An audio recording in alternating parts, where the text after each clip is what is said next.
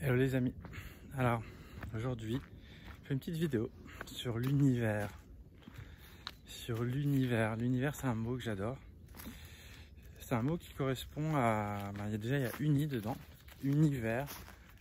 Il nous dirige en fait, c'est lui qui dirige les choses pour l'unité. Et aujourd'hui j'avais envie de passer ce message parce que je trouve que c'est pas conscientisé vraiment, je le vois pas autour de moi. Il y a beaucoup de peur en fait, et de ce qui va se passer, de ce qui est, avec des inquiétudes qui sont pour moi en fait pas nécessaires, étant donné que tout est juste, tout est calibré, tout est à sa juste place en permanence, même si ça peut paraître complètement incohérent, injuste, en fait tout est juste. Et c'est ça le message que j'avais envie de passer aujourd'hui.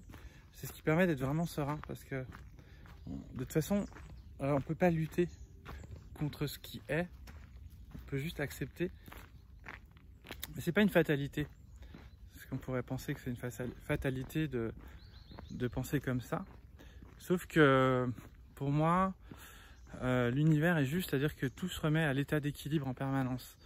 L'univers c'est l'homéostasie des vies, du monde dans toutes les directions. Tout est interconnecté et tout s'équilibre en permanence.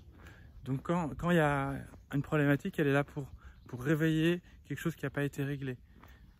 Dans l'âme, au niveau de l'âme, au niveau de la relation, au niveau de l'âme en fait surtout, parce que le but de l'univers c'est de faire des expériences à l'âme, pour moi. Donc toutes les expériences sont bonnes, il n'y en a aucune à exclure. Souvent on veut vivre que les bonnes expériences, sauf que même les plus douloureuses sont nécessaires à expérimenter dans notre âme.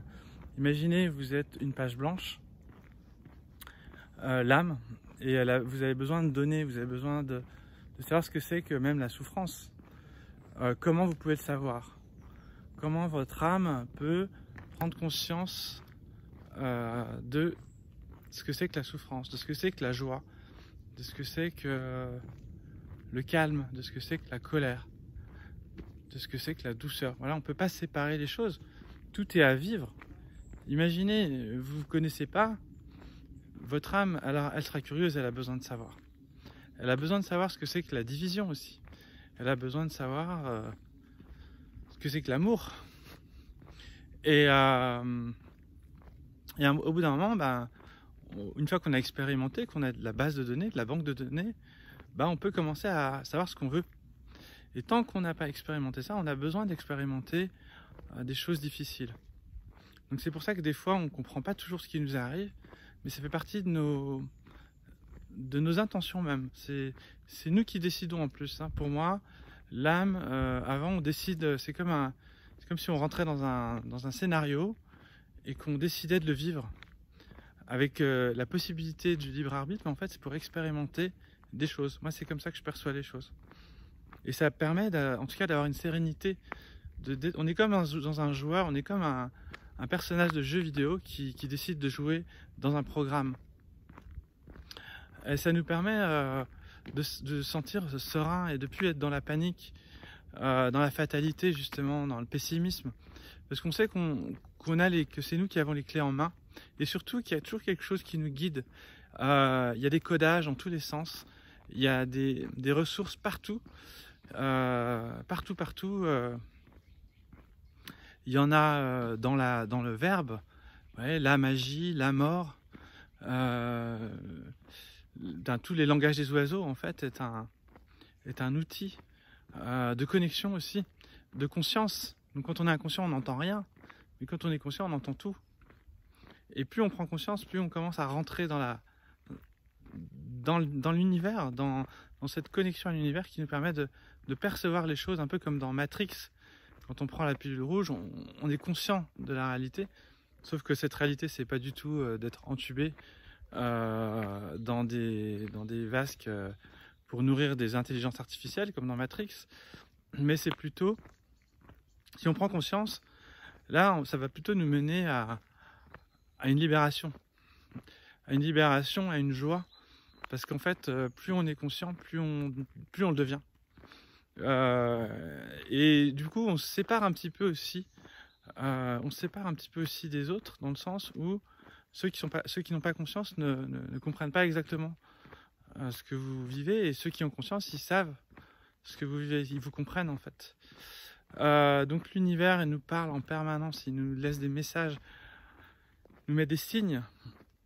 Il nous piège aussi des fois pour qu'on comprenne, pour qu'on arrête certaines addictions, certains réflexes.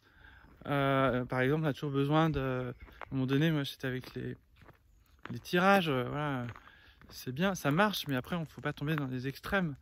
Souvent dans la spiritualité, après ça devient une sorte de zone de confort, si on se ment un peu à soi-même. Donc il y a effectivement les guidances, c'est génial, c'est quelque chose qu'il faut savoir gérer, parce qu'on peut partir un peu dans les extrêmes. Mais en tout cas, il y a des messages partout. Donc quand on tire une carte, elle a une symbole. Quand on écoute aussi attentivement, moi souvent, même partout, même quand on regarde une bande-annonce, par hasard, elle nous parle, elle va nous passer un message. Tout est prétexte à passer des messages. Donc il y a toute une organisation dans l'invisible qui est bien plus importante que celle qui est dans le visible. On va dire que la partie visible, c'est juste la partie, celle qui nous... C'est ce qu'on voit en fait, mais tous les dessous des cartes se passent dans l'invisible. Notre âme, pourquoi on est là, qu'est-ce qu'on fait? Et quand tant qu'on n'a pas conscience de ça, on est perdu, on est là perdu, sincèrement.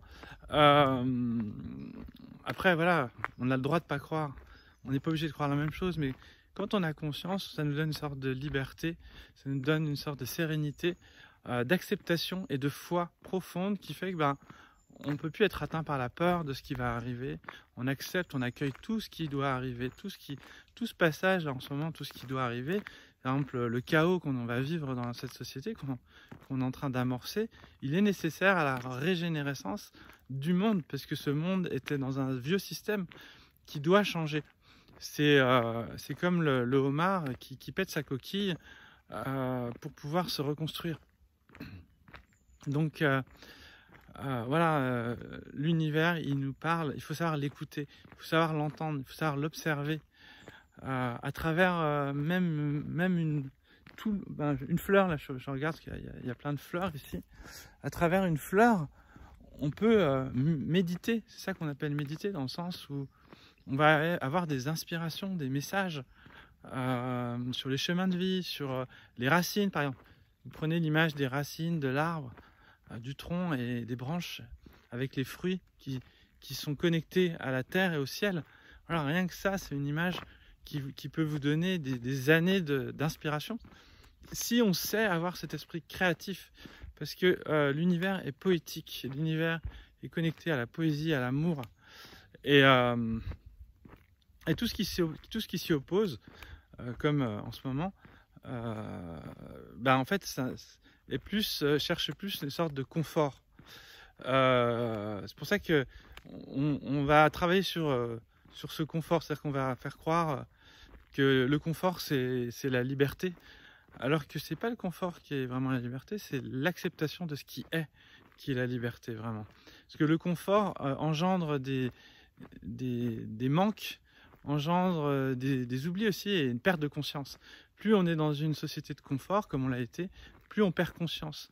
Et ça qui s'est passé dans notre société, c'est que les personnes, en fait, n'avaient plus à se poser de questions, parce que on n'était plus... La survie, en fait, est nécessaire un petit peu pour se remettre en question. Et quand c'est trop facile, on va dire, c'est comme un enfant gâté, il n'a pas conscience de ce qu'il a. Après, on peut toujours en tirer des belles choses. Voilà, faut aussi accepter la société dans laquelle on est, faut pas la juger, mais elle a des conséquences. Et ce qu'elle a fait pour moi jusqu'à maintenant, c'est qu'elle a un peu endormi les consciences. Et de toute façon, l'univers se remet toujours à l'état d'équilibre. C'est-à-dire que si les gens sont plus conscients, alors il va se passer des choses pour que ça se conscientise. Comme une crise. Et les crises majeures sont juste là pour réveiller nos consciences, pour nous retrouver, pour nous repartir, comme un burn-out dans une vie qui est là pour nous faire changer. Parce qu'on ne veut pas changer, on a peur de changer. Et il suffit de changer. Et c'est simple de changer. C'est vraiment simple, mais on n'a pas été habitué, donc on a peur du changement surtout. C'est surtout la peur du changement, plus que il n'y a pas de danger à changer. C'est que des opportunités, puisque justement ça nous connecte à notre foi profonde, ça nous connecte à notre intériorité, qui nous permettent d'avoir des moments de connexion. Même si je ne suis pas en train de dire que personnellement j'ai des moments où je ne suis pas bien, je ne suis pas tout le temps serein, j'ai des moments de perturbation, mais je les accueille pas de la même manière que quelqu'un qui n'a pas conscience. Donc je sais que c'est là que ça doit passer et que je suis en train de grandir. Chaque fois qu'on a une perturbation, c'est une croissance intérieure, c'est qu'on est en train d'améliorer, de faire une mise à jour de notre système. Voilà les amis, j'espère que cette vidéo vous a parlé. Donc l'univers est génial, il nous guide, il faut savoir l'écouter, le suivre et puis s'amuser aussi à vivre la vie. À bientôt les amis.